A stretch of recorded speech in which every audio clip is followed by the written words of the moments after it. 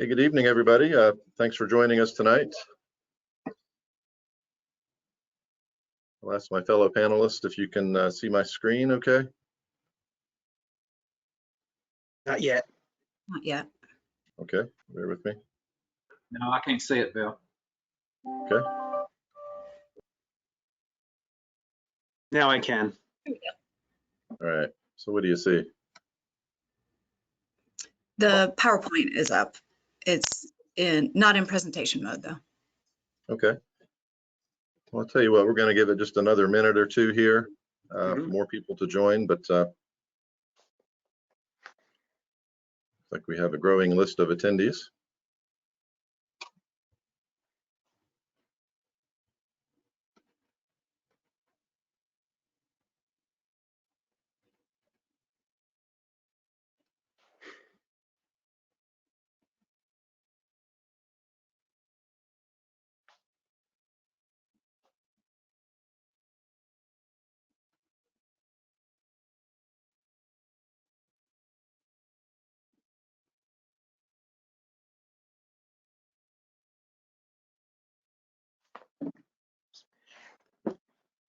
My screen over.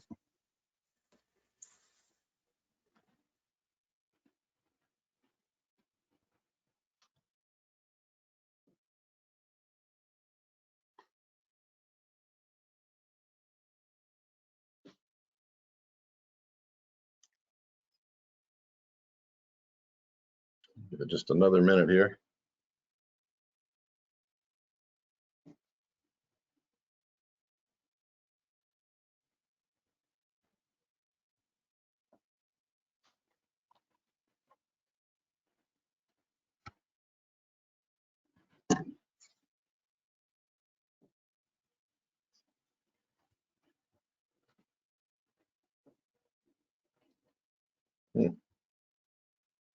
My fellow panelists, get this in the slideshow.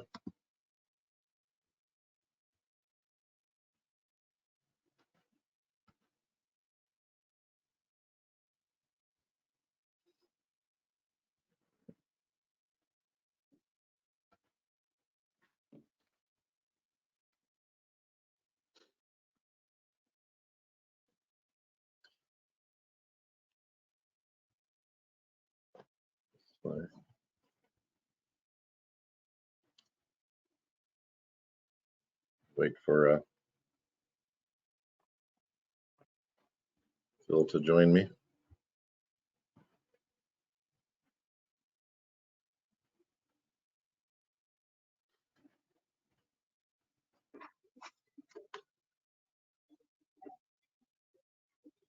Oh, there's Phil. Phil, do you want to take control of the screen? Oh, yeah. Let me see. Stop showing my screen. Okay.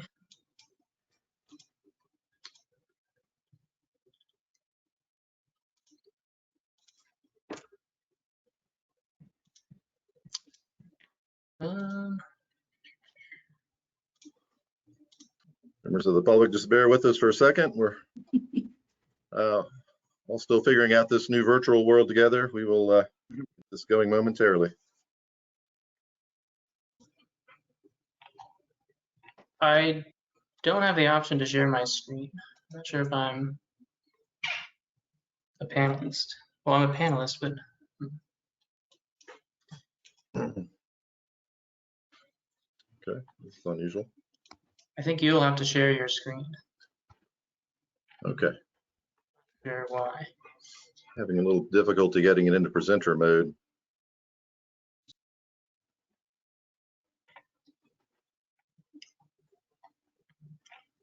Goodness. Slideshow. Try this.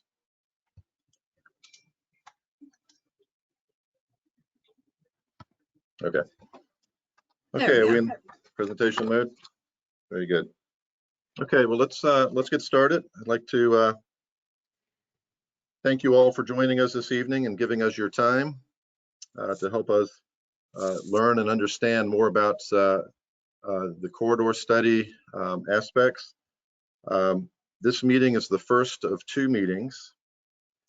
And in this meeting, we're going to share with you some information about the corridor, but the real purpose is to hear your thoughts and concerns about issues and opportunities with the study area in terms of congestion, safety, travel conditions, walking and biking, and the ability to access transit in the corridor. This is the first of 2 meetings. In this meeting, again, our main purpose is to hear from you, and we're going to have at the end of the presentation, we're going to address your questions and receive your input, and I'll show you how to give us your input here shortly. And this input's going to inform the study process. It's going to help us understand more about what's going on in the corridor and help shape recommendations. In the second public meeting, which will be held in the fall, we're going to come back to you with draft recommendations to get your feedback about. And that'll be sometime in the fall. We're expecting October, November timeframe for that. And this is, as I say, just the beginning of the study process. We have in the room with us tonight, if you will, the virtual room, we have members of our project team, and they will be available to help respond to questions and also are here to hear your input. So we have members from the Danville Metropolitan Planning Organization, City of Danville, VDOT, and consulting firm EPR, which is who I am with. So the virtual meeting controls. On the left is a panel that should look somewhat familiar to you. It was in the meeting information. And I want to point out that if you have dialed in to participate, in order to participate verbally, you need to hit the join webinar button there with the red box around it, and that'll give you a pin, and it'll give you access to be able to weigh in once we get to the question and answer session. On the right side are the controls for the webinar. And what's most important is the mute and unmute button. Right now everybody's muted, but we'll unmute everybody. Raise your hand. This will be important when we get to the questions and answer session. And also importantly, down at the bottom is a chat box where you can enter in questions. So at the end of the presentation, or really throughout the presentation, feel free to enter any questions that are in there or on your mind or thoughts, and we'll address those at the end of the presentation. And as well, at the end of the presentation, we'll also take verbal comments and input. So focusing on that chat box, which we just talked about, if we can just kind of get used to it for a second, maybe type in your name and maybe your neighborhood or the street you live on, and a little bit of just a favorite place to visit, or if you work on the corridor or commute, maybe just take a second and enter in a little bit of information. It'll help get you used to that control, as well as begin a feedback session.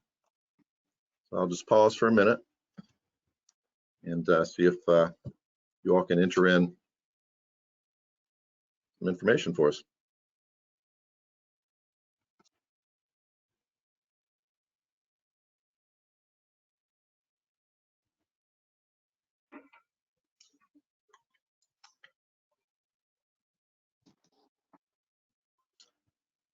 Well, I'm not seeing any questions. Hopefully, or not any input in the input box there.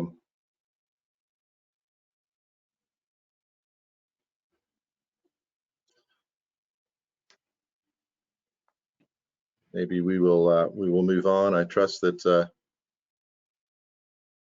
you all can hear me. check one thing on my control. It looks like there is one question, Bill. Okay. Well, that's very small. Wait. Okay. So I take it these controls are working? I, for some reason, don't have any controls. But do you see a questions? Below the chat, there should be a questions box, and there should be one unanswered question. Oh, I said, hello, I live on Major Court. Okay, very good. Okay, that There's another one. helps with the confidence level here that virtual tool here is working for us. Okay, very good. Very good. Okay, I'm going to move forward with the presentation.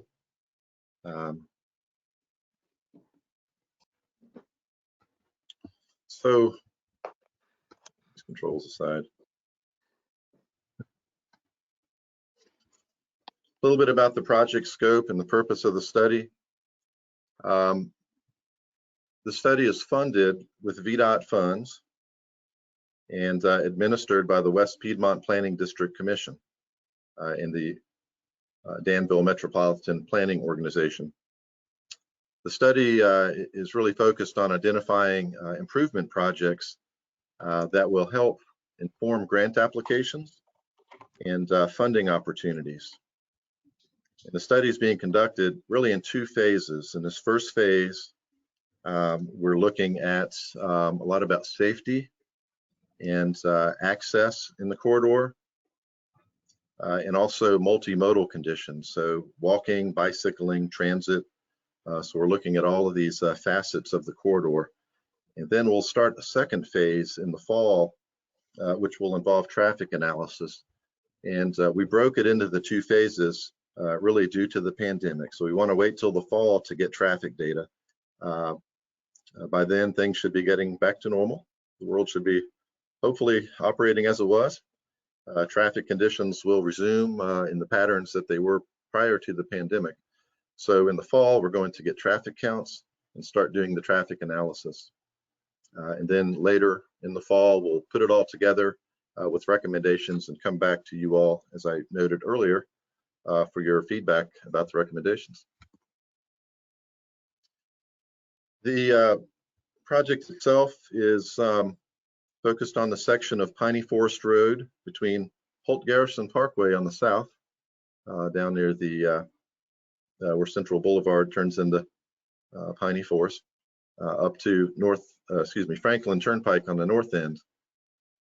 And the reason we're studying it is there's been a notable increase in regional and local traffic and congestion building, as well as there's a pattern of crashes, and there's been some safety concerns in the recent past and in the more distant past as well. We want to address those as we think about moving forward into the future. We want to identify improvements that will help make things better for the future. We're also looking, as I mentioned earlier, about walkability and bicycle conditions and access to transit and the like there. So Phil, can you be able to do the poll?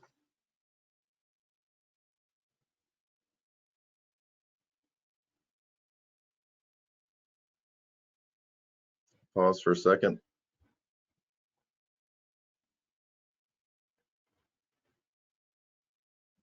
You able to get access to that, Phil?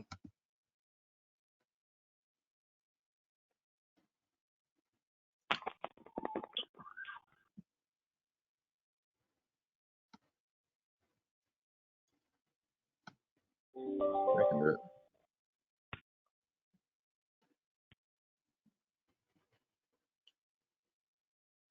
But poll open.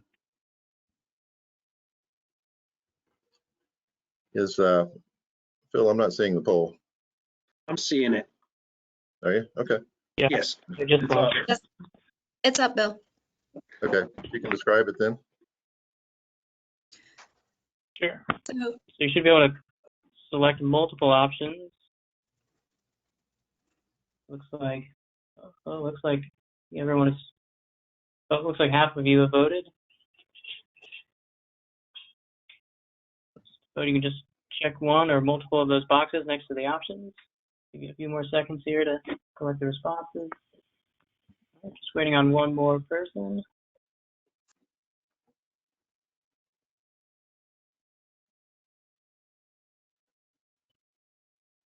Yeah, I'll go ahead and close out poll. Be able to see the results now.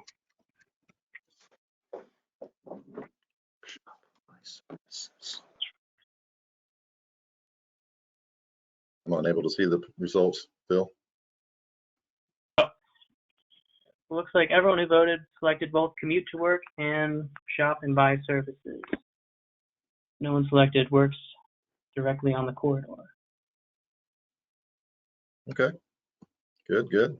Thank you for your input. So just reiterating, this is a very important process, and we need as much input as we can. The planning process is represented by the graphic on the left here. And what this does is it starts to tee up projects that can be advanced to funding applications. We have to get money, and that can take some years to make happen sometimes. And that's the first step in the process, to get the grants, then do the design work, and then construct something. So this is where it all starts. When you see improvements being constructed, it all starts with a plan, and that's where we are tonight with this planning process. So as we're going through the presentation, some things I'd like for you all to think about, just to plant a seed here. Think about, what are your concerns about the corridor? Is travel easy or frustrating? Would you, if it was easier and more convenient and it felt safer, would you want to walk or bicycle more in the corridor? Are there specific locations that concern you the most? It's popping on my screen. And also, what are your ideas for improving the corridor? So just some things to keep in mind while we work towards getting through the presentation and hearing your input at the end. Is the presentation still visible on people's screens? I see it, yes. But I'm seeing, yeah, there we go. It's advancing now. There we go. Okay, Bill, I think I've taken over the slide control. Oh, you've got it now? Yeah, can you see it? Yes. Okay, we'll go with it. Okay. So Jeannie's going to jump in now and tell you a little bit more about the corridor. Hi, thank you guys for being here. I am unmuted. That's a good start. So again, Bill mentioned some of the reasons we're doing this were traffic congestion and safety concerns. In addition to that, this corridor is significant in Danville and in the region. It's an entrance corridor as identified by the city. And that really means it's a way to welcome visitors, and also a place where, as you guys know well, traveling to and from work, you want to have a sense of pride of place in where you are. So we hope that this project can help with some of those things too. The map shown here on the right is from the long-range transportation plan for the region. And there are currently no projects within this corridor that are on the funded list of projects. However, what this map shows are that there are projects that have been identified on the vision list. And just reiterating, thank you for highlighting that, Bill. Reiterating the importance and significance of the corridor in the context of the greater region. Phil, can you move me to the next slide? So one of the things we've already begun to look at are the travel patterns within the corridor. What this graph here on the left is showing you is the vehicles per day that travel on Piney Forest Road. And the range over this almost 10-year period is between 24,000 and 31,000 vehicles per day. And you can see the blue line along the top. Those are the volumes in the southern section of the corridor. So it carries more traffic and has historically over this almost 10-year period. And then the other areas further to the north carry similar levels of traffic with some fluctuation over the years. I would guess that 24,000 to 31,000 vehicles doesn't have a lot of meaning to you in this meeting. So to give you some frame of reference, Franklin Turnpike carries about 17,000 vehicles a day, and Riverside Drive, also nearby, carries about 25,000. So this is one of the more significant traffic movers in the region. All right, and Phil, we can move to the next one. So as Bill noted, we are going to also look at congestion in the corridor, and this map to the left highlights the 9 signalized intersections that we are definitely going to study and look at, and that'll happen in the fall. As Bill noted, we are waiting to get our traffic counts, which we have to have for that analysis because of the pandemic. Hopefully they'll be more normal. Hopefully everything will be more normal by then. But so these 9 intersections, starting at the south at Holt Garrison and to the north at Franklin Turnpike and hitting all the signalized ones in between, obviously are significant within the corridor. And we're also going to look at a couple of others that we hope to get some input from you and from our team to identify other locations that are deserving of some consideration, and there may be some opportunities for improvement. But things for y'all to think about that we are trying to identify, but knowing that you drive this corridor every day, where are the issues? Are there certain times of day that are worse? Are specific intersections problematic? Is it directional? Is it a commuter corridor as you guys have described, and one direction is worse than the other? You guys drive it a lot, so your input on this is very helpful. All right, I'm ready for the next one, Bill. All right, so in addition to the congestion and traffic volumes, we're looking at safety, and the way we do that is by studying the crash history. On the right, you can see a map of the corridor with lots of circles. Each of those represents a crash that occurred in the 5-year period from September of 2015 to September of 2020. And I realize you can't really pick out much detail from this map, but the point here is to show that they're pretty consistent throughout the corridor with a few gaps in the middle that there weren't any crashes. Worth noting is over this 5-year period, there were 3 fatalities. So just something to recognize and know. Also, the pie chart shows that just over 50% are rear end collisions. I'm sure you've had an experience driving in this corridor where you check your rear view mirror to see what may be coming toward you. Also, about a quarter are angle collisions. So those are the type of collisions when one vehicle is turning and another one is coming in the opposite direction toward you. Typically happen at intersections. And those can have quite a bit of property damage and injury involved with those. And then all of the other types make up about a quarter of the crashes too. We can move to the next one, Phil. Also on the vehicle crashes, this is another way to show that information. This map to the right is a heat map, and what it does is highlight the concentration of crashes. So in the areas where it's red, those have the highest concentration of crashes, and then as it fades out to green, there are fewer and fewer. So if you could have seen all those dots that are on top of each other, they'd have given you the same sense, but that's tough to see at the scale we're talking about. Worth noting here is that there are 2 intersections and 2 segments within this corridor that are on the PSI list, which is the potential safety improvement list that is created by VDOT. And what puts an intersection or segment on this list is that the crash rate at these locations, so the number of crashes that happen, is higher than would be anticipated for the characteristics of the roadway. So for the traffic volumes and speed, these locations have more crashes than you would guess. And these locations, they're shown in blue. The 2 intersections, the first is at Arnett Boulevard, and the other is at Nordan Drive and Nelson Avenue.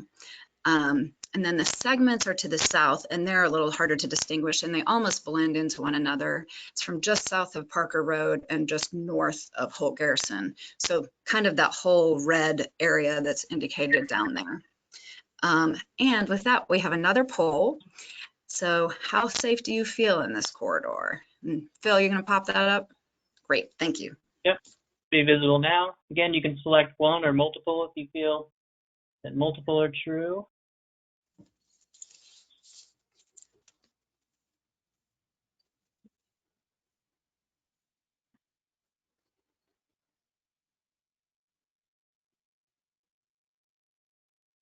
So we have a new attendee. If you're just joining, there's a poll on the screen asking about how you feel about potential perceived safety issues on the corridor. Like everyone except one attendee has voted. Just wait a few more seconds.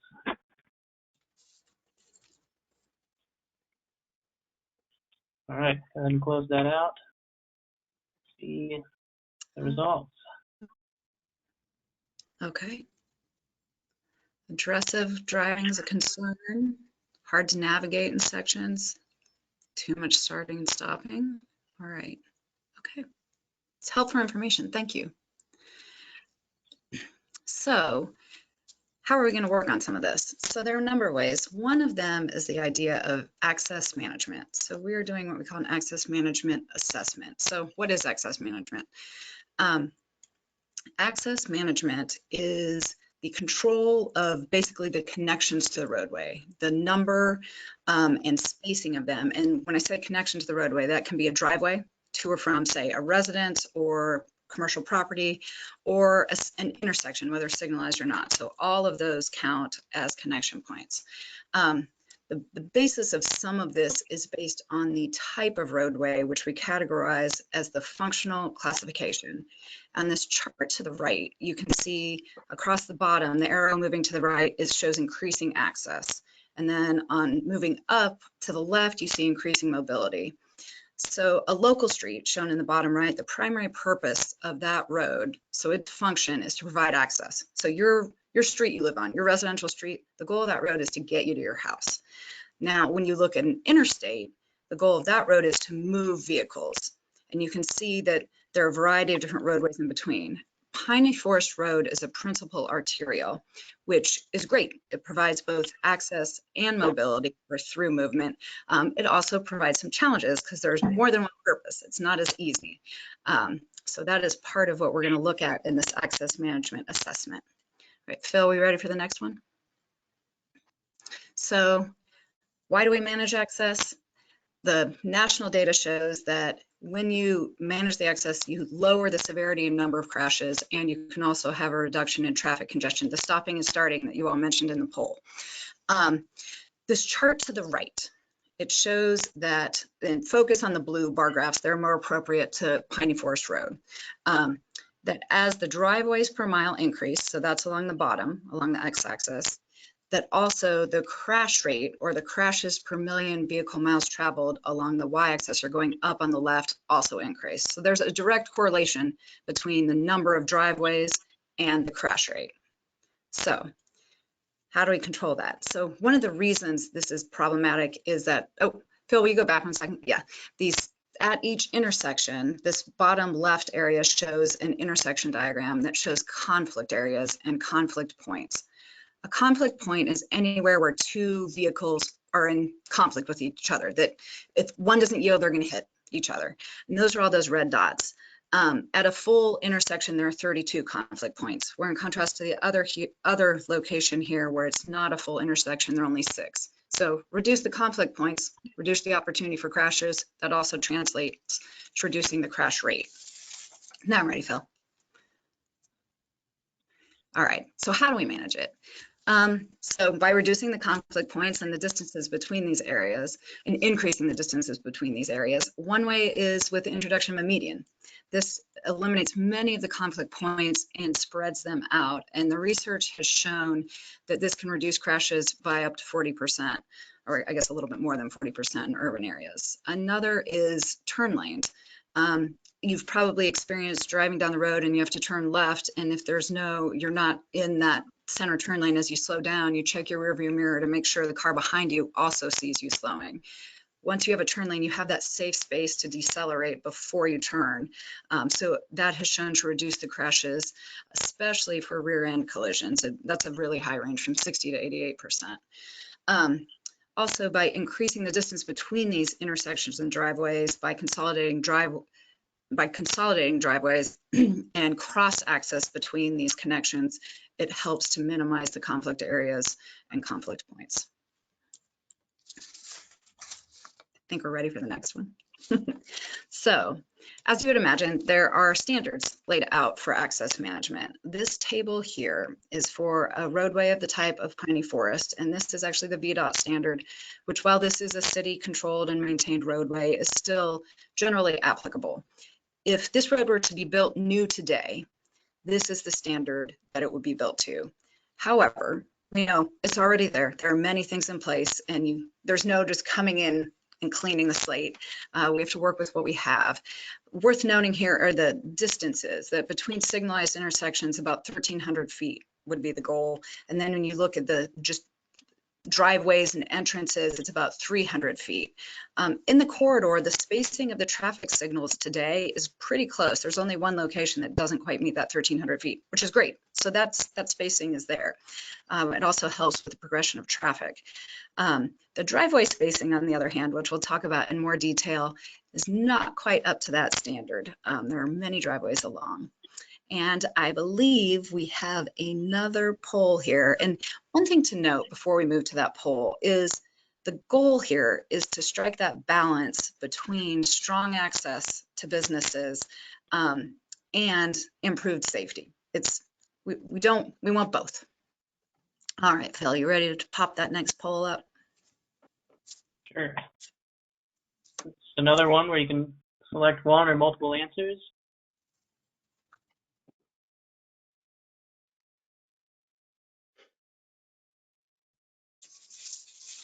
A lot of votes coming in. Yeah. Almost everyone has voted. All right. Close that out.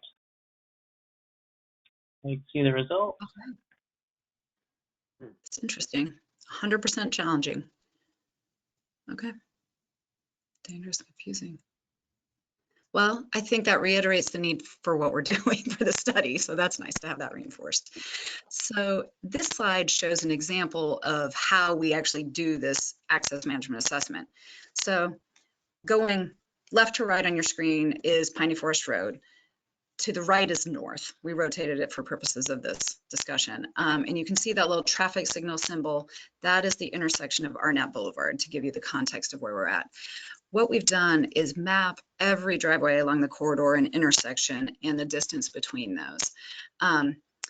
For the entire corridor, the average is about 72 access points per mile. So if you can think back to that previous slide with the bar charts, the highest one on the right they went to was greater than 60 access points per mile. So this is, based on the number of access points, a high crash rate would be expected to correlate. Another way of looking at it is that the average distance between these access points is 75 feet. Again, thinking back to that previous slide where the goal there would be more 300 feet at the closest spacing. So there's some work to do to figure out how to balance this. This also right here, this is a great example. The shopping center that you're probably familiar with that's on the top of the screen opposite Arnett Boulevard. There are 5 driveways for that one shopping center. One of them includes the traffic signal. So there's an opportunity there to maybe pull some things together and not have quite so many points where you have cars turning on and off of the corridor. And Phil, we can move on to the next one. All right, so I'm going to let Joe talk about this one with you, and I'll hand it off to you, Joe. Good evening, everyone. I'm Joe Bonanno with the West Piedmont Planning District Commission and Danville MPO. I'm a regional planner. Okay, well, you can probably see the screen here with the with the pink lines or magenta lines on here. They are parallel connections that I looked at, and to sort of keep traffic off the corridor itself, almost like backage roads or frontage roads. And the purpose of the corridor analysis was to identify locations along the Piney Forest Road corridor for parallel connections that I just mentioned, including frontage and backage roads and interparcel connectivity, meaning if you're trying to drive from one parcel, from one business to the next, you don't necessarily have to drive out onto the road and turn back in 50 feet down the road. You can just drive, right down to the next parcel in the same parking lot.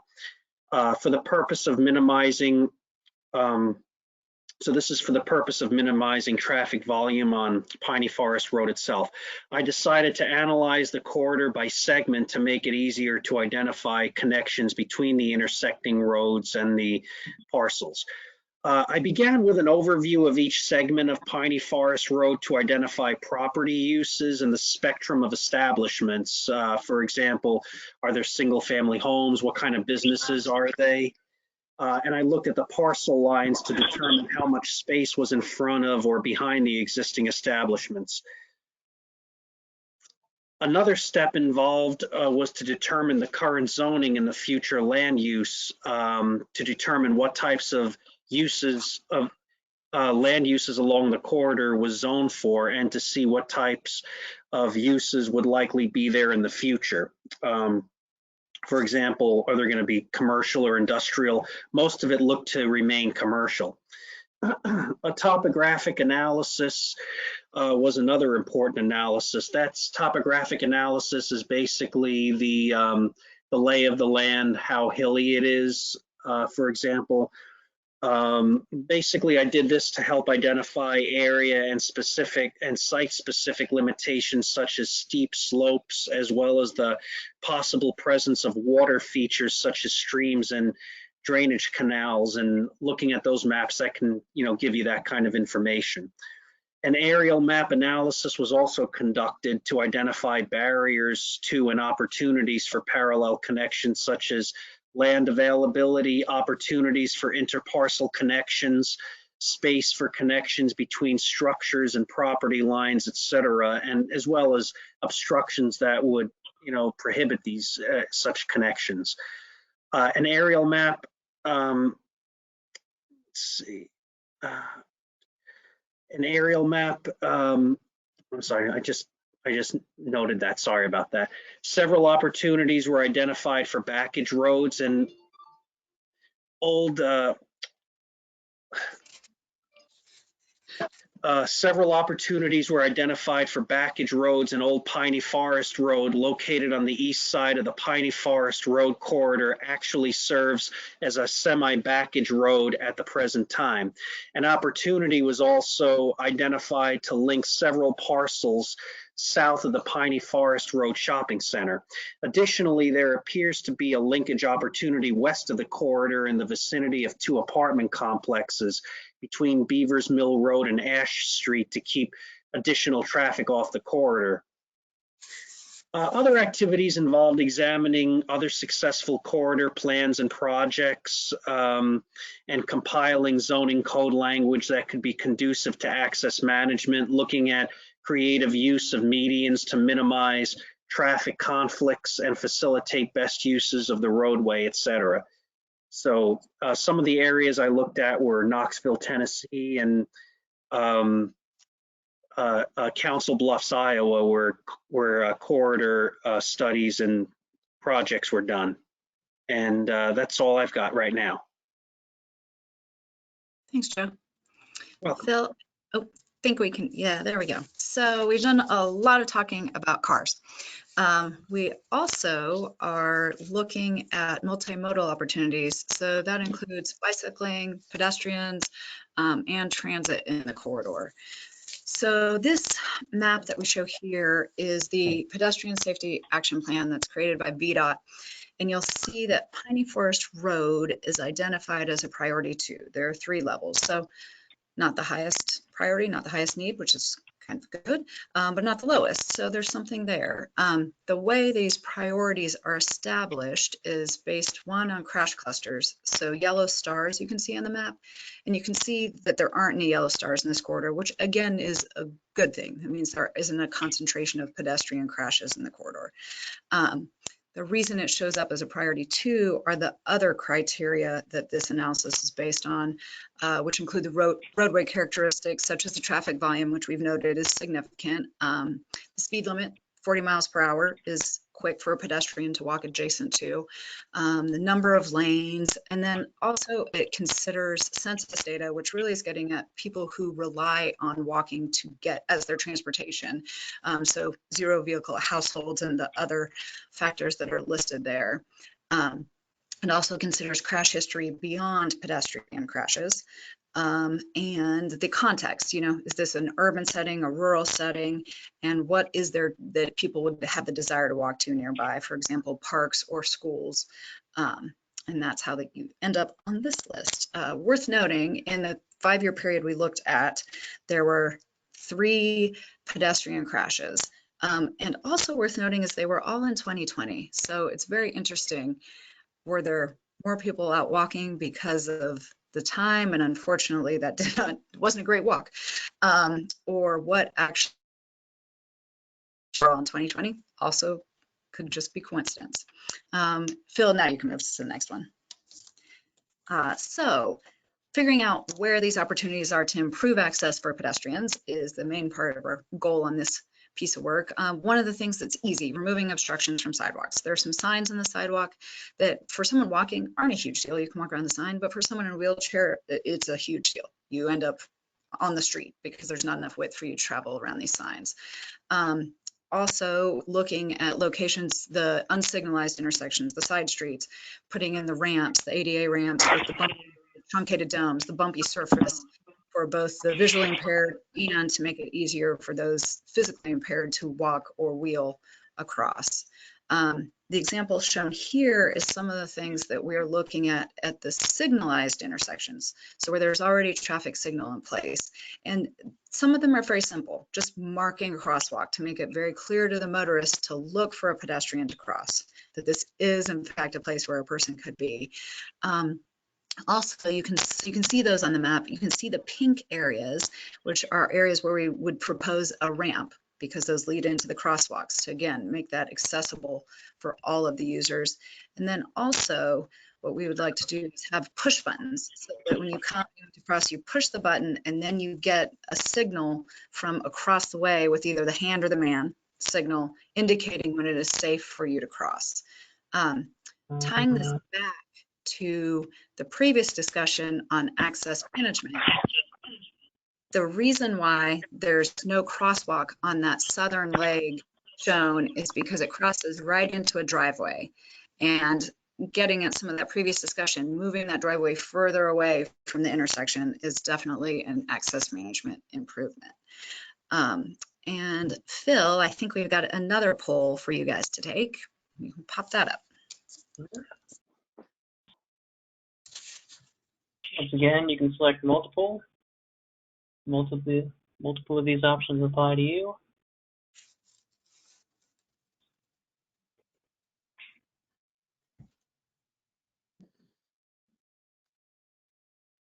Okay, almost everyone has voted. It's a pretty interesting mix of responses. Just wait a few more seconds to get that last vote in. Okay.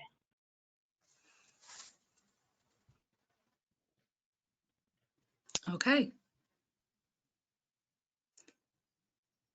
Well, I find that encouraging that you would like to walk, even though there's a large percentage that don't currently walk, you have the desire. And some frequently, that's good too. And sometimes, you're right, Phil, quite a mix of responses on this one. All right, so we've talked a lot about pedestrians. We have not talked about bicyclists and how to accommodate them in this corridor. So it's challenging.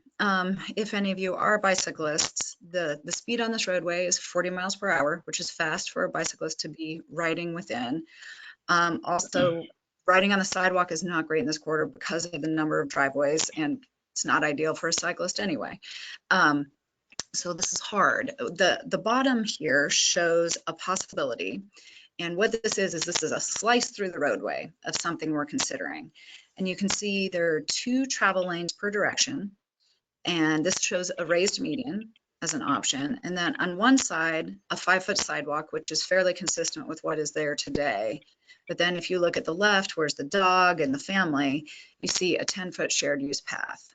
The idea with this path is this could be shared by both pedestrians and bicyclists. And it removes the bicyclist from the travelway with the vehicles, which at a 40-mile-per-hour speed limit is preferable. You can also see, if you look at the picture at the top, the challenges, some of the challenges that come with this idea in the utility poles that run up and down both sides of this section of the corridor. So it's tough to fit this in, but it is an idea that we're considering to try and address that bicycle access and also improve some pedestrian access. All right, Phil. And transit. So the map on the right shows the corridor and the transit routes that circulate along it and then around it and how they go. And there are roughly 4 that come in and out. The stops are also shown in blue on this map. You can see this photograph of the only existing bus shelter in the corridor, and this is at the Papa John's that's at the Piney Forest Shopping Center, which is also noted on the map to the right.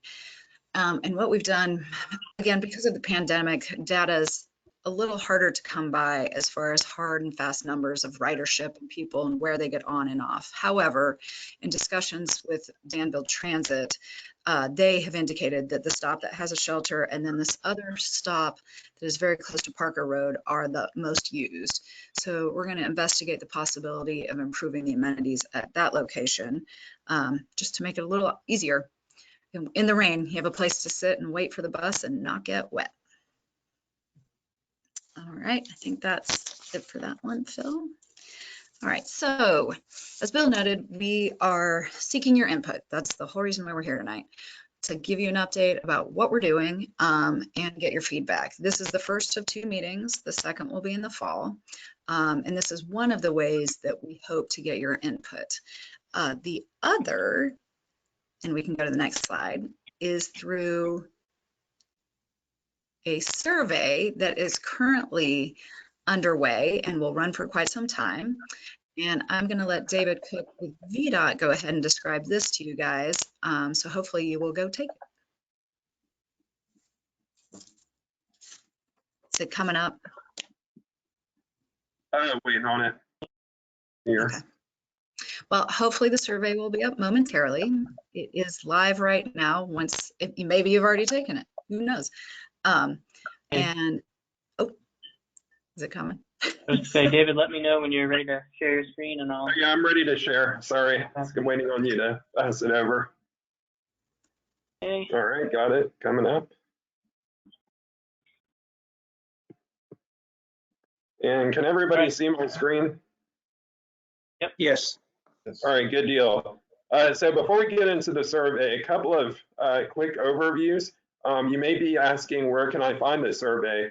So there are a couple of different ways you can actually get to the survey. The first one is to go directly through the Danville MPO page. That would be danvillempo.org. When you go to that, you'll see here on the second tab in the middle of the page, a Take the Survey button. So you can click on this button right here, and that'll take you directly to the survey. The other way to get to it is to go to the city page at danvilleva.gov. And if you click on the town hall meeting today for April 27th, that'll take you to another page where you can actually bring up the survey link as well.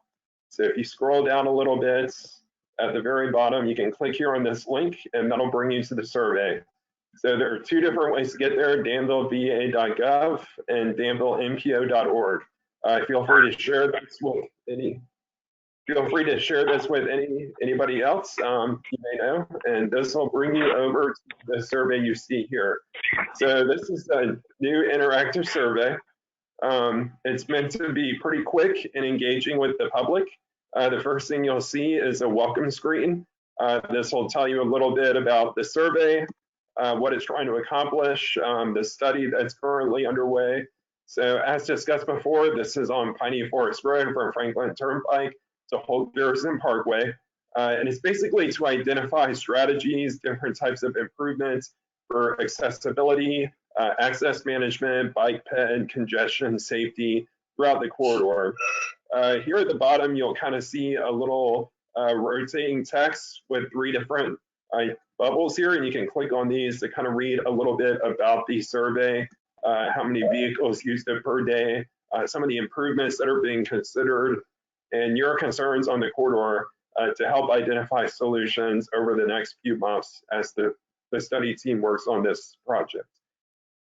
So additionally, there's a project study area. So if you click on this, you can actually bring up a little map that shows you the corridor boundaries, just as reference for where the corridor is and the area we're studying. Again, this is also mobile friendly. So if you're using your cell phone, this is very easy to use on a mobile device. So feel free to use it either through a desktop or a mobile platform. The meat of the survey really gets in on the second slide. So the middle 3 slides are going to be the main focus of the survey. The first one is basically looking at your priority rankings and your issues that you kind of have a sense of along the corridor. There can be 5 different options that can be brought above. We have another option for suggest another priority. I'll show that in a second. But when you click on a priority, you can actually bring up a little bit of information. So if you're not too sure what roadway geometry is, it'll bring up an image of kind of an aerial overview of the geometry of this, this configuration of this part of the highway. This would be intersection improvements and modification to lane configuration or pavement widths. So it's basically changing the configuration of the roadway to allow for smoother travel and greater mobility. So basically what you're going to be able to do is bring up 5 different options and rank them. So you want to put your top ranked priority at the top, and then you want to bring all the others down to the bottom. Suggesting another, if you have another idea that's not shown on here, you can click on that and then click on the little comment and suggest another idea.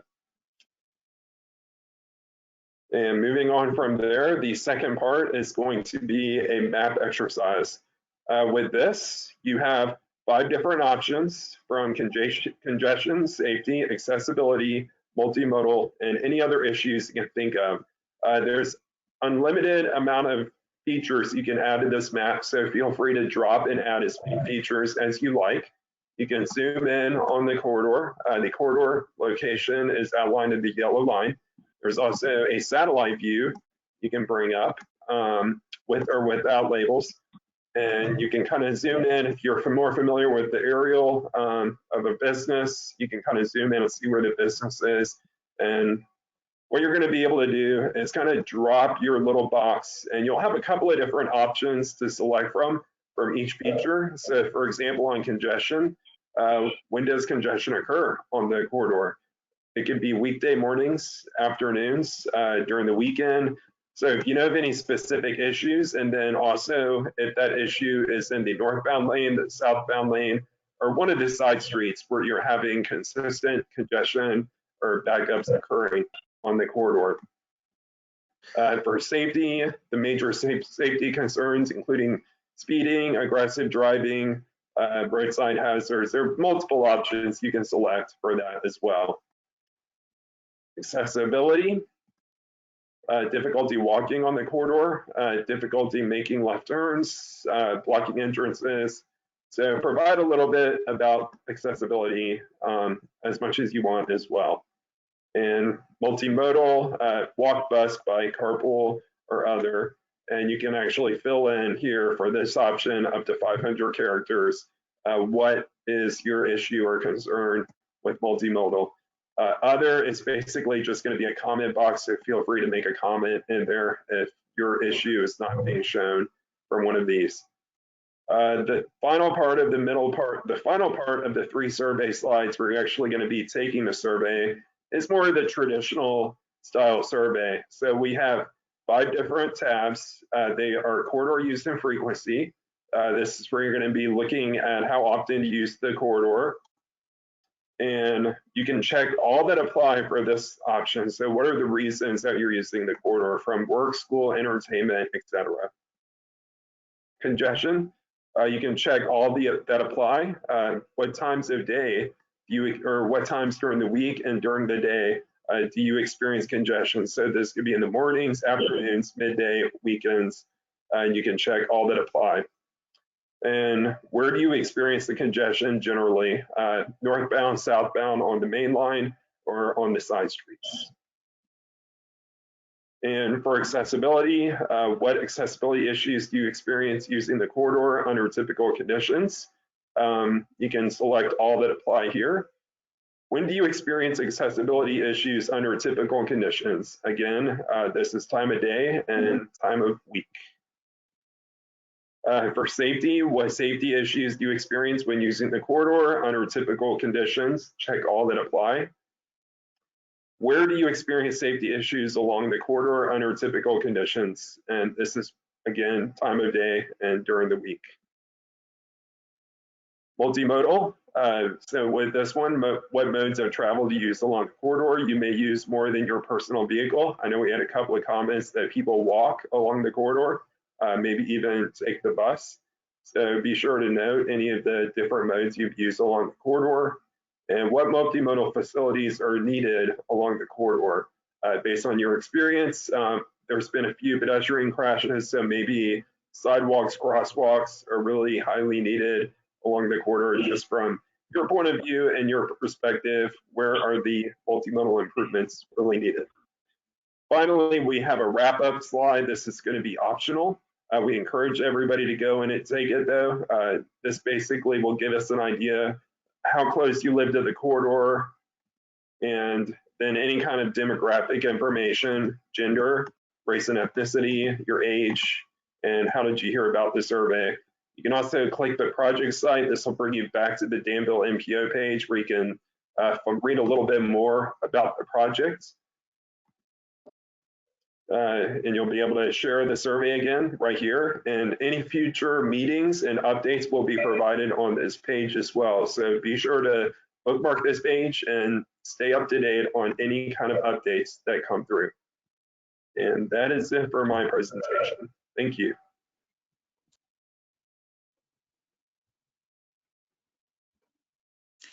The presentation will be back up in just a minute. All these transitions, there we go. Just take a second. And with that, we would like to open this up to you guys for your questions, concerns. On this slide, take note, again, the website, you can find all the information there. And also, if you have questions in the future, you can email them to Michael and we can get some answers back to you guys. But now I think Phil has opened it up to you guys. You can either use the chat and type in questions, or you can ask them verbally at this point. Yep. Before we start taking questions, there were a couple questions that were asked during the presentation. One was about how they'll be able to view this presentation after tonight. So it'll be posted on the project website, which you can see the link to the project website right here at the bottom of the screen. I also just put out a link through the chat. You see that? Of course, there'll be the presentation, and I think probably the recording of this webinar, and a link to the survey and more information. There's also a couple questions about future proposed developments along the corridor and the balance of commercial and residential uses, or how future businesses, specifically the new Biscuitville that was pointed out in one of the maps, how those might affect residences. Well, I'll start with an answer here. I think as Joe pointed out earlier, the future land use map still tends heavily towards commercial uses.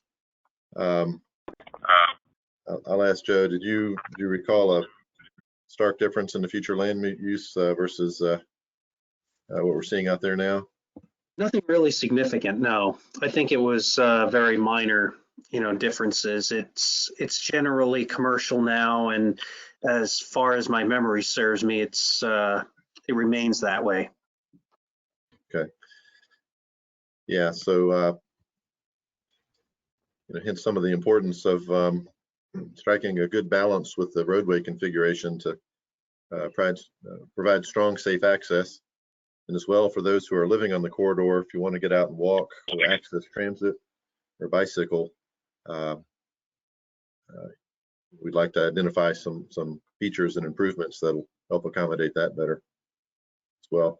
I know I saw a question about the new Biscuitville site. I guess that's underway. As I understand, they're moving to the other side of Piney Forest Road onto a new site. And that's about the extent of what I know about that at the moment. Part of the goal here, is, and Joe referenced it earlier, actually was looking at some of the policies for access for new development and redeveloped sites. So while these policies are not in place yet, and until they are, new sites or new development that comes online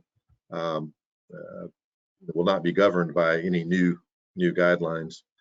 Some of the strategies that going forward that we're going to put into the study, and of course from there it has to go through Planning Commission and City Council.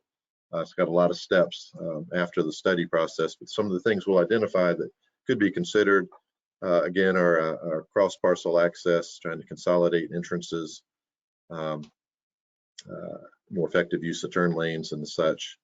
That'll help regulate access going forward.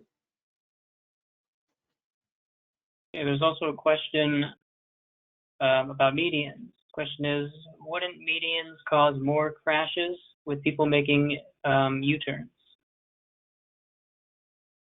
Well, that's a good question. Right now, without a median, the two-way left turn lane, you've just got turns occurring everywhere. However, with medians, you have the opportunity to focus where the turns are going to take place, and then you can accommodate those turns with appropriate use of traffic control. Ultimately, U-turns are made at traffic signals. That's the best place for them. But they can also be made, mid-block as well. But the key to this will be spreading them out. So we've got less people stopping. It's going to be much more predictable where people are turning.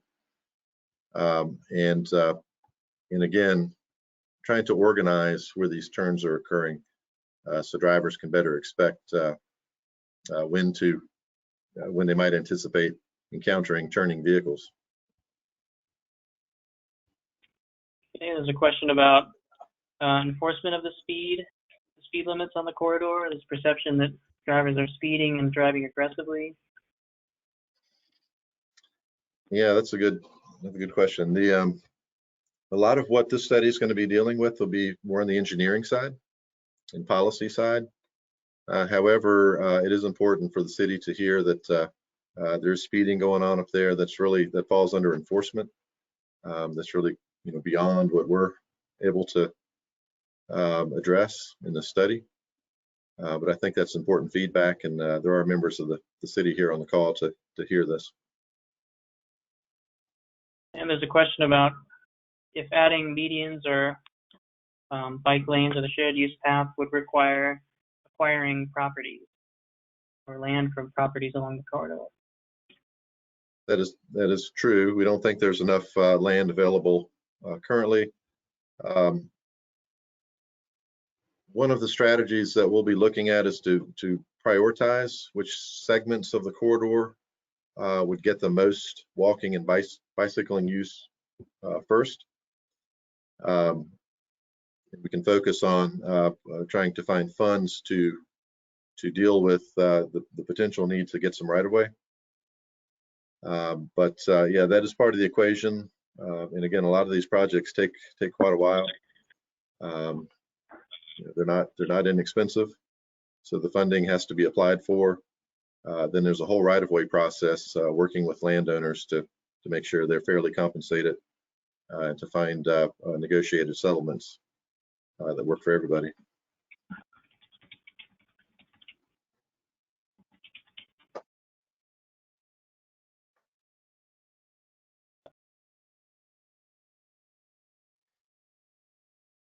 There's a question asking about feasibility of adding a stoplight at the intersection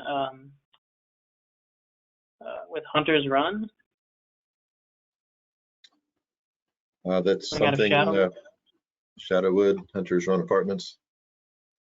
See that we're really addressing the traffic in the next phase, but that's critically important to hear this, and we'll make a note, and we'll be looking at the situation there.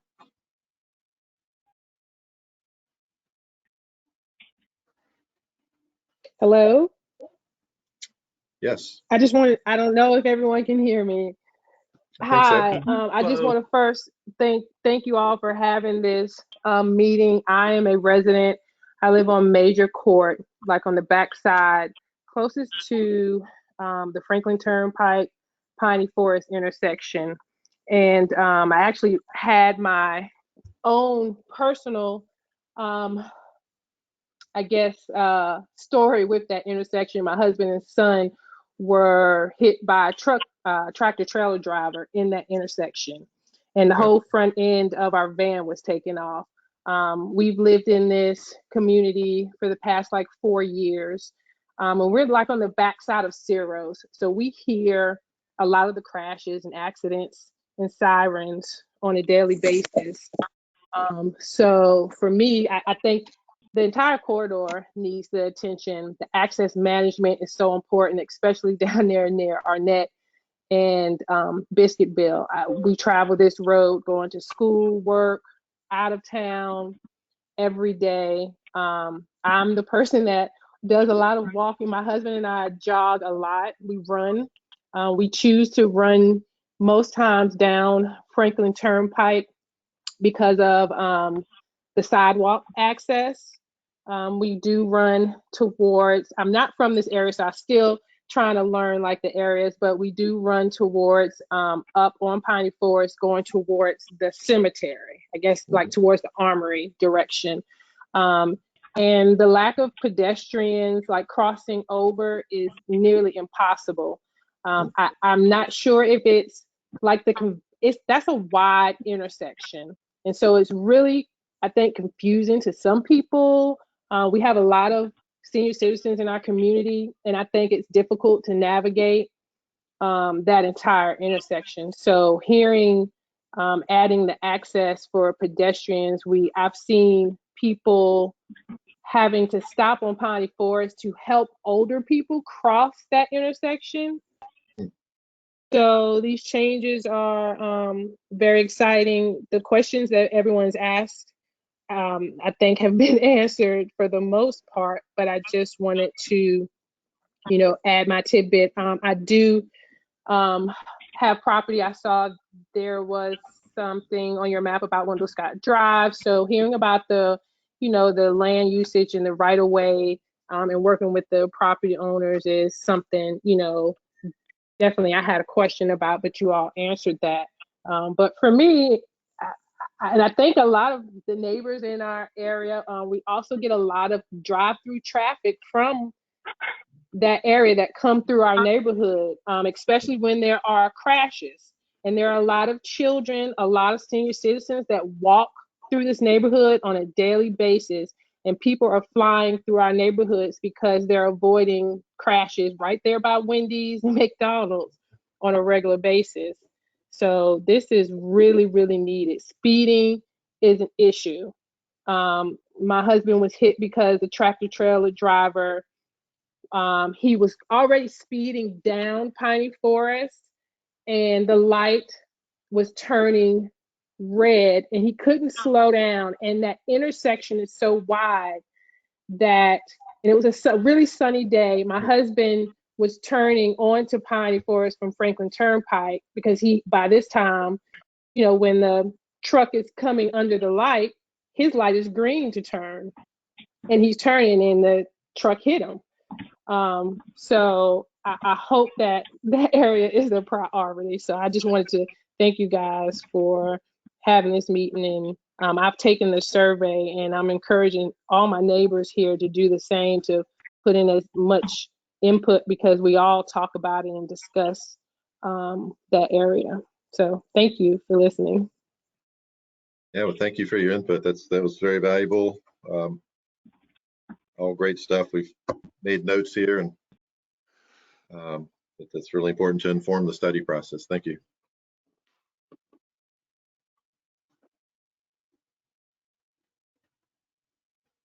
I'll add then, since no one else is going to talk, Biscuitville, I'm excited to hear that they're moving. I didn't catch it on the map, so I'll go back and look, but Biscuitville is that intersection is horrible. Now that they've opened a new restaurant, there is a lot of confusion because there are a lot of entry points into that little shopping center once you hit between Burger King and Biscuitville, and you have people in the northbound, well, I guess that's, yeah, northbound lines lining up on the street. And so people that are coming through that light at Arnett are having to avoid or go around because cars are lined up. And they're not only lined up on that side, they're lined up in the turning lane. So people coming out of Biscuitville are nearly hitting the people that are sitting in the turning lane just to turn into Biscuitville.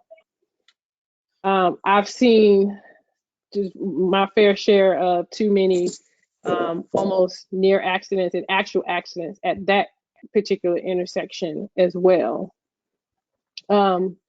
Speeding is, and a lot of aggressive driving, in and out, passing. I'm from a bigger city. I'm from North Carolina, Raleigh, Durham area. So I'm used to being on 40, 85, these, huge interstates. But I think that I feel like the population in the area, I think age sometimes has something to do with it. I have a lot of senior citizen neighbors that drive that street and are confused at times. I'll say that intersection, the turn right there where the Walmart is. I've seen so many people, there's like a little median, a little triangle. If you're turning left, what street is that? I cannot think. It's right where, what is that? Little Caesars, that light. Well, when you make a left turn, there is like a little triangle median. I've seen so many people miss and turn and run over that median, making the turn, like to go towards the big lots and into Walmart. Very bad situation. I've seen multiple people do that in that area. So I could go on for days. This is a great thing, and it's absolutely amazing to hear that. I'm sure it's going to take a long time, but to hear that something is actually being done and being looked at, and that there's going to be a change, because there's a lot of stop and go traffic, and I'm usually surprised because this is not a big metropolitan city, and all this stopping and going really causes delay, particularly during the weekdays in the mornings and on and in the afternoons when people are getting off work. So thank you again. Oh, thank you.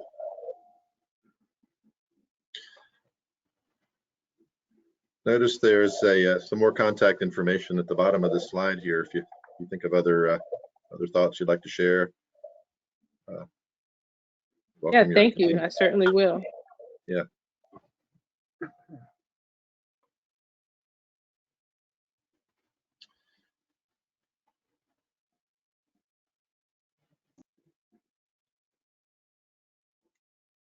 Several questions on here. I just want to be sure we've responded adequately. If you feel like we haven't, please let us know.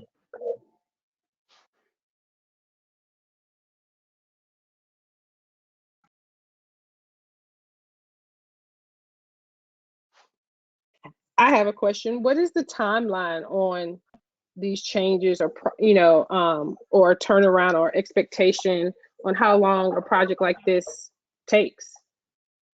Well, that's a big question. Small things, maybe some signal timing changes and signal timing coordination to help traffic move from signal to signal more efficiently. Those could be short-term improvements. Short-term meaning, within just a matter of a year, perhaps. Bigger improvements, turn lanes, medians, stuff that requires more funding. That can range, takes a couple years to get the funding often for the bigger projects. Then the really big projects, the big intersection fix, that could be about 6 years, 6 or 7 years. Okay. I'll ask David Cook with VDOT to feel free to augment what I'm saying here. But then with construction, design and construction, I mean, you're talking 10+ years, right? Yeah, I'm going to chime in a little bit about the various programs we have and kind of how projects are funded and how they're delivered. Specifically, so some of the smaller projects like ADA ramps, ADA access and signage, and maybe potentially crosswalks can be accomplished through maintenance and repaving and schedules like that. So as Bill mentioned, the smaller things could possibly be done in a year or 2 years. For the bigger projects, we have several different programs that help fund those. And I'm glad you brought up safety and access as a big concern, and also geometrics along the corridor and a lot of confusion. So a lot what you're going to see presented in the fall is going to directly address the safety issues identified by VDOT through the PSI intersections, of which there are several in the top 20 intersections in the district. And the district is a 10-county, 2 independent city area. So it's a pretty big area. And I believe the second highest intersection of safety concern is in there. So that'll definitely be addressed in the safety and in the recommendations in the fall. So about the programs, basically what we're going to do is we're going to develop a series of alternatives and recommendations in October that will be presented to the public and finalized into the plan. Beginning in March of next year, we're going to be starting a process that we call Smart Scale. And Smart Scale is basically one of the competitive programs that help to fund new improvement projects in the Commonwealth of Virginia. Smart Scale is a biannual process, and it looks at a series of needs along a corridor and ranks and scores them based on a need. Within Danville, the highest needs are safety and economic development. But they also look at congestion, environment, accessibility along the corridor as well. And basically those projects are funded and they're scored first, and they are compared to other projects in the district. And the fact that there are so many safety issues that are identified from PSI concerns, from the pedestrian safety action plan, any project that really offers a safe benefit to reducing crashes, I think it's going to score pretty highly. So at that point, it would basically, if the locality decides to submit an application, they would be able to submit that application in August of next year before it goes on to scoring. And we'll kind of know at the end of the year, generally by December, if that project has scored high enough to get funded. At that point, we have to go through PE right-of-way design, all of that, and funds are not made available for projects through Smart Scale for about 6 years. So it would be 6 years after next year. So you're looking at about 7 years before major improvements can be funded through the Smart Scale process. Now, there are other programs like Highway Safety Improvement Program, which is a federal program. And then there's revenue share program, and revenue sharing is basically a 50-50 match between the locality and the state. And basically that would provide a little bit quicker if the locality were to have funds available to do something. It would be a little bit quicker than Smart Scale. You're looking more at like 3 to 4 years in that case. So more to come on that, but yeah, it is a little bit longer of a process getting these funded for the bigger projects. Thank you for that information. Thank you. You're welcome.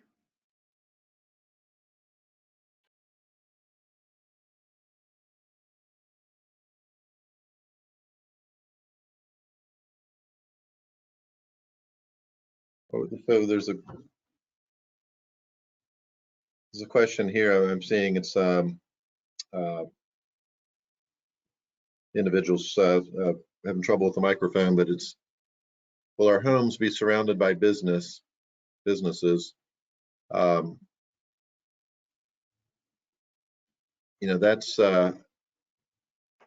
this is really a transportation study, so I can't really speak to that. That's more of a land use question. So that's more through the Danville Planning Department and land use planning and your comprehensive plan. I do know that the city is getting will soon be revisiting the comprehensive plan for the entire city. And that is an opportunity for the citizenry to engage and influence decisions about land use in particular.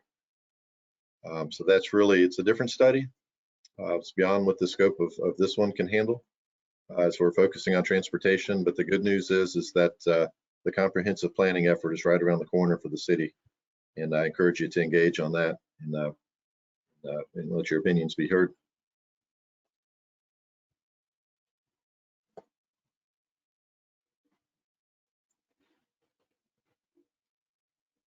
Okay. Great questions tonight. So I do encourage you to get the word out about the survey. We want to maximize participation on this and hear as much as we can. I believe it's going to be running through the end of, the end of May, wrapping up around June 1. So we want to capture as much as we can in this period. And as we noted earlier, we will come back to you in the fall timeframe with some draft recommendations for you all to react to in another input session, but this time we'll have more concrete things that we're recommending to share with you. So please keep us in mind, and when that's coming around, we'll be sure to advertise and get the word out, similar to how this was advertised. I'll pause for a minute. Are there any other questions while we're together tonight? Is there another way for people to access this survey without going online, or is that the only option?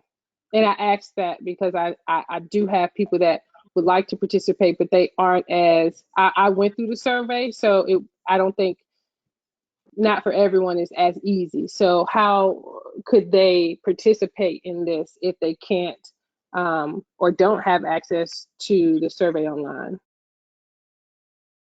Yeah, that's a good question. And actually, if the sign of the times, right? So we're here in the pandemic, we're meeting virtually, which we found that we get pretty good participation, but we don't get the people who are not as comfortable with computers, right? So typically we would be having this meeting in person somewhere on the corridor, and that's the opportunity to interface in person. Imagine that. Looking forward to getting back to that. Right. The meeting in the fall, hopefully we'll be back to normal. And maybe then it's more of a hybrid situation, so we've got an online component as well as an in-person. But to getting directly to your question here, that we're really challenged with that at the moment. Bill. Yes, sir. Bill, this is Dave talking. For anyone who is not computer savvy and just would like to not necessarily be able to take the survey, but if there are particular questions or particular comments that you would like to make, you could mail those to the attention of Michael Armbruster at the Planning District, and our post office box is P.O. Box 5268, Martinsville 24115. So if anyone feels more comfortable just writing down comments or questions and sending them in that way, that's an avenue as well. That is perfect. Could someone put that in the chat? Thank you. Yes.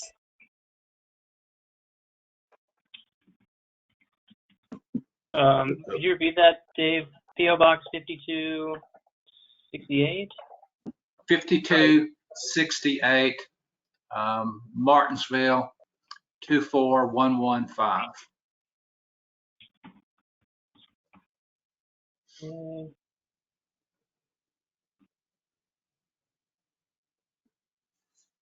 Okay, I just entered that into the chat. Should be able to see that. And additionally, you can email Michael, and the email shown in the screen. They'll be able to take questions through marmbrister@wpbdc.org. So that's another way if they're not uncomfortable with the survey, they can also shoot an email with comments directly to Michael as well.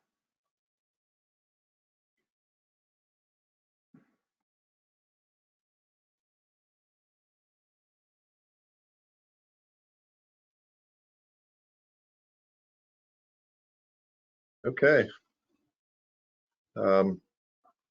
So I trust you're able to find that in the chat there. Yes, thank you. Thank you so much. I got all the information. I really, really appreciate it. Well, you're welcome, and we thank you. We thank you for your time and explaining this. Thank you so much again for you all being on this evening. Well, we really appreciate everybody's input tonight. Guess we'll go ahead and wrap it up. We're looking at the chat box here one last second. But yeah, thank you very much for all your input tonight. We've got a lot of good notes, and please keep your eye out for the next opportunity to interface on this, which will be in the fall. And again, the survey is running online, and you have information for the contact at the WPPDC, it's West Piedmont Planning District Commission. So with that, Okay, thank you. I guess we'll wrap it up. Thank you, and Good everybody night, have a good night. everyone. Good night, everyone. Good night. Thank you for your input.